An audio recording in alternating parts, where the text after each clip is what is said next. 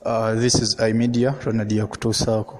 Tuli live wano ku mukolo gwa Rema, okwanjula kwa Rema Nabbingo, era nga kukiriwo kati Dr. Hamza Ssebunya omugole amaze okutuuka, abadde ng'atuuse wano awerekeddwako emmotoka nnyingi banaye ssente abantu tunoonye tufune ssente kuba abaana balaze ssente. Emmotoka zibadde nnyingi ng'era mu zino mubaddemu n'omugagga Kirumira naye omugagga Kirumira azze ng'omugenyi wa ku sayidi ya Dr. Ssebunya era ng'omuko wano mu nju ya Rema Namakula we bamuzaala.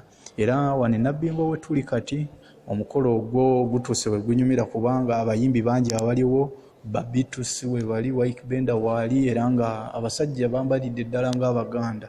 Amakanzu gaalumye dda wano kwegamba okuweesa omukolo ekitiibwa.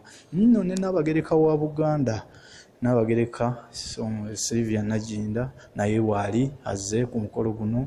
Bingi ebiriwo poliisi weeri kubanga kwegamba omukolo guleme kulemesebwa kugenda mu maaso. So abadde bapanze okuleeta akavuvuŋŋano wano, emirerembe gyonna poliisi weeri egikuwa.